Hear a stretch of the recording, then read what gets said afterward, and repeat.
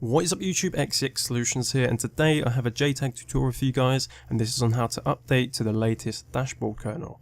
Now basically we are on 2.0.16767 as you can see on screen, and I'm going to show you how to update to the latest one, which is 17.148. Now it is currently the 5th of December 2014, and this can change in the future depending on however many dashboards they're going to bring out. So the process is basically the same, so you can follow this tutorial as many times as you want. You just need to make sure that you have the xeBuild and the right files. So I'm going to show you exactly what to do. So the first thing you're going to want to do is download Flash 360 in the description below. As you can see here, I already have the files downloaded, so you just want to extract it and you'll be prompted with a folder like so. You just want to leave everything in there. I'm actually going to delete the UPD flash because that shouldn't be in there. And you should have this. Now what you want to do is, I usually do it through neighborhood. It's probably the easiest considering I'm wired, but you can do this and put it on a memory stick if you wish to, but I'm going to show you how to do it via neighborhood. So the first thing you want to do is go over to neighborhood and put Flash 360 on your hard drive. Now I keep it in Homebrew, and you simply just want to drag and drop the folder onto your hard drive, let it process, and you should see these files here. Obviously this shouldn't be here, so I'm going to delete that. But you should see 3 files, the XeX, the readme, and the media. You can delete the readme, that doesn't have to be on there, but I just left it in there just in case, you know, I want to keep it for whatever reason. So the next thing you're going to want to do is load Flash 360.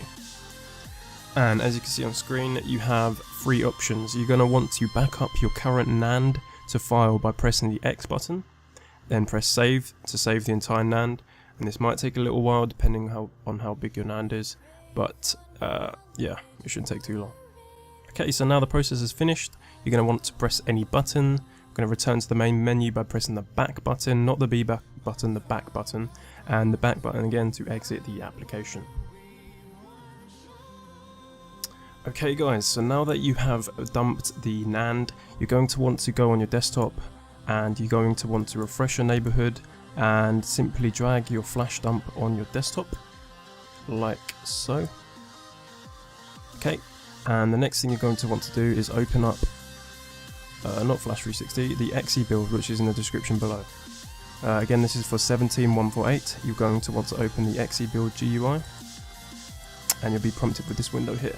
So the first thing you're going to want to do here is open the source file, which is the flash dump in our case, which is here, and we're going to save the output path to my desktop because it's just easier to access. I'm going to delete this, save it to your desktop and leave it as the default name. Click save, and you're going to want your CPU key in this box here. This is the one for your JTAG or RGH depending on what you have, not the CPU key for your key belt. So I'm going to copy and paste this into the box, and you'll see that all the checkboxes are ticked correctly and is correct.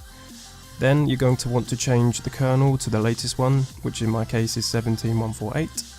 Make sure the dash launch is included and all of these settings are exactly the same as mine.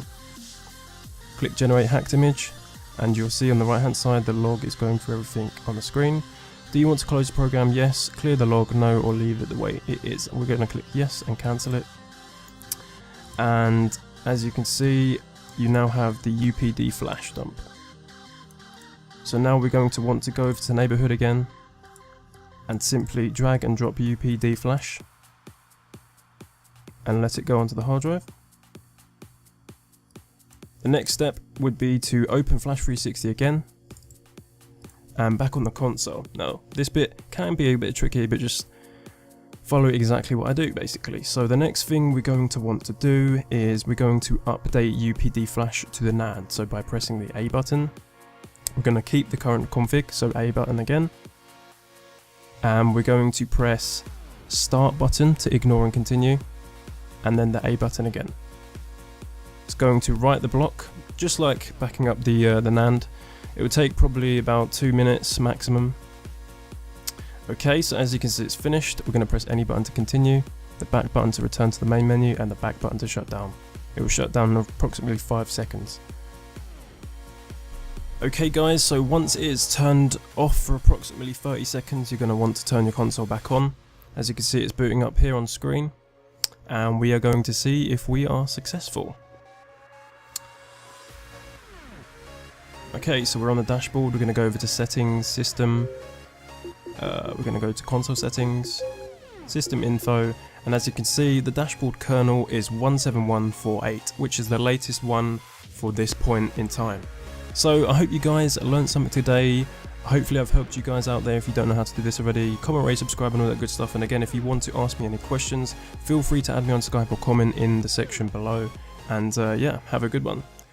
Peace.